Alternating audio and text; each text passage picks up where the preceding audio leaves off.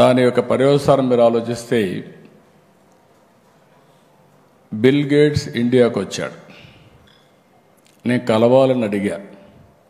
ఆయన ఒక మాట అన్నాడు, ఇండియాలో రాజకీయ నాయకులతో నాకు పని లేదు, నేనేదో వ్యాపారం చేసుకుంటున్నా, టెక్నాలజీ మ్యాన్ అని చెప్పి అన్నాడు. కాదు నీతో నాకు పని ఉంది, ఒక 5 నిమిషాలు ఇవ్వని అడిగాను. విత్ గ్రేట్ డిఫికల్టీ నాకు ఒక 5 నిమిషాలు టైం ఇచ్చారు. నేను ఒక వారం రోజులు 6 రోజుల్లో పవర్ పాయింట్ ప్రజెంటేషన్ తయారు చేసి, ఇప్పుడు నిలిపేసి అందరూ పవర్ పాయింట్ ప్రజెంటేషన్లు ఇస్తున్నారు ఇప్పుడు. ఎందుకంటే ఆ రోజు తయారు చేసి vision of India, the power of Indians నేను ప్రజెంట్ చేశాను. నేను ఒకే మాట చెప్పాను, zero invented by Indians, India. And also British వాళ్ళు పోతూ మా కోహినూర్ డైమండ్ కూడా తీసుకెళ్లారు, కానీ ఇంగ్లీష్ వదిలిపెట్టిపోయారు.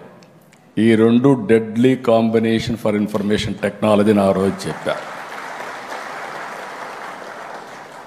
ఆ తర్వాత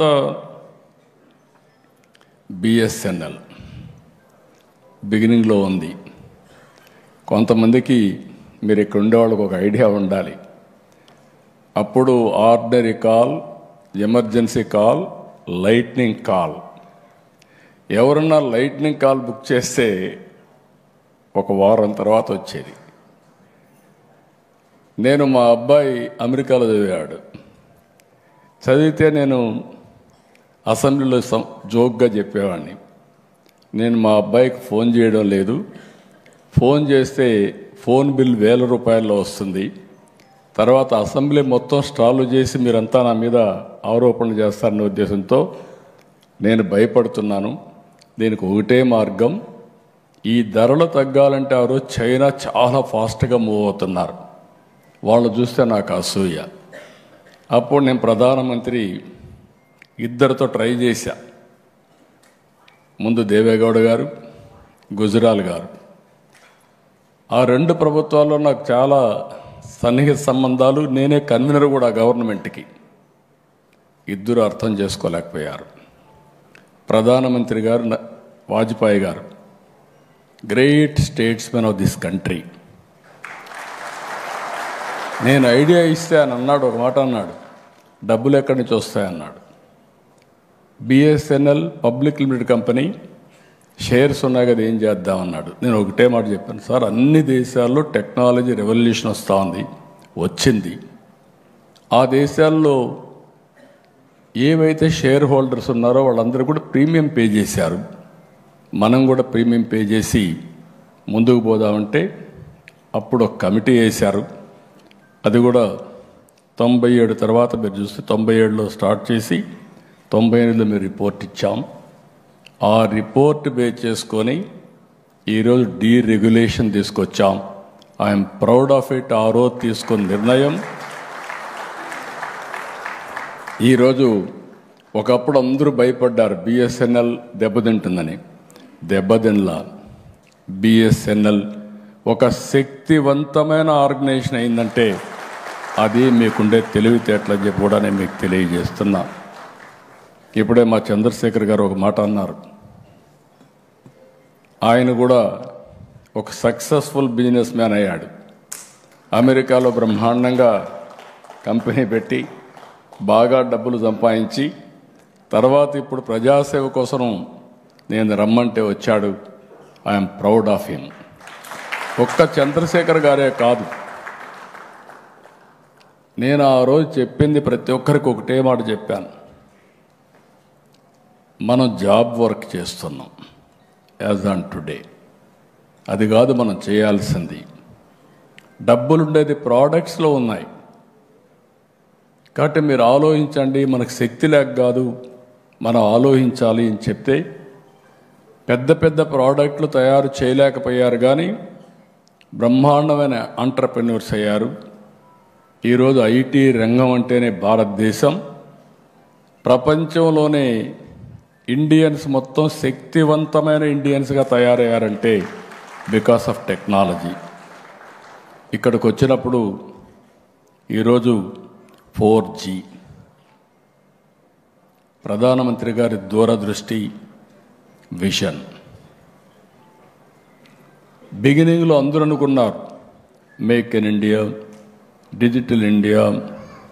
అదే సమయంలో ఆత్మ నిర్భర్, సెల్ఫ్ రిలయన్స్ ఇవి మాట్లాడితే ఇది సాధ్యమా అనుకున్నారు.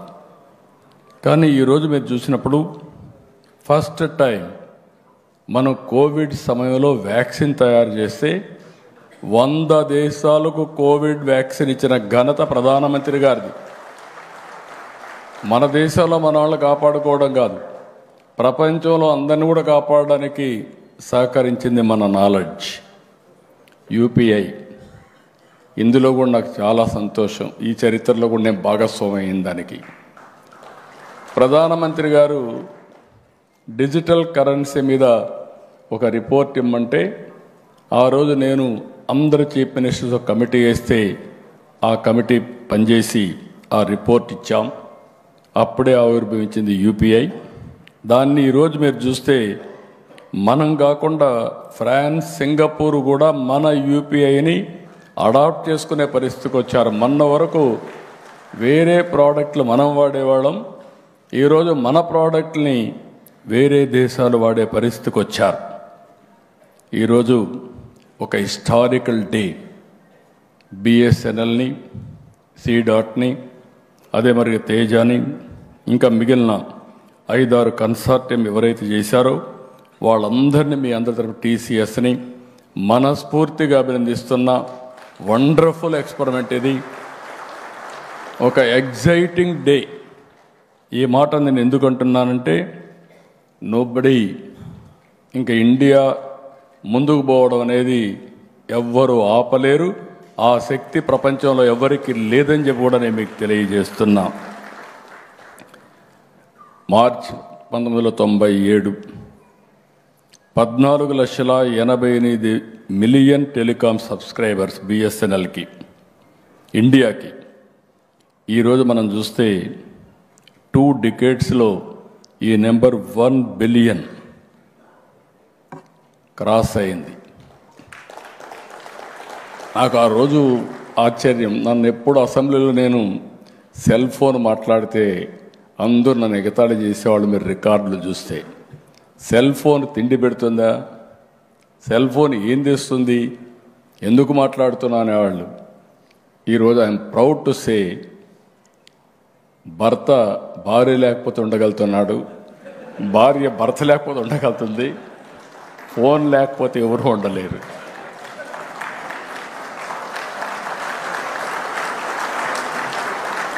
ఇప్పుడు నేను కూడా ఇక్కడ ఫోన్ పెట్టుకొని టైం చూసుకుంటున్నా. మల్టీపర్పస్ డివైస్ ఇది. ఇప్పుడే సత్యకుమార్ గారు చెప్పినట్టు ఒక్క ఫోన్ ఉంటే ప్రపంచంలో ఎక్కడికైనా వెళ్ళిపోవచ్చు, ఎక్కడైనా సర్వైవ్ కావచ్చు, అన్ని పనులు ఆటోమేటిక్గా అయిపోయే పరిస్థితి వస్తుంది. We're in knowledge economy. నేను అందుకే అప్పుడప్పుడు అంటూ ఉంటాను, don't work hard, work smart. ఆ స్టేజ్కి వచ్చేసాం. ఒకప్పుడు ఆఫీస్కి తిరిగేవాళ్ళం మనం.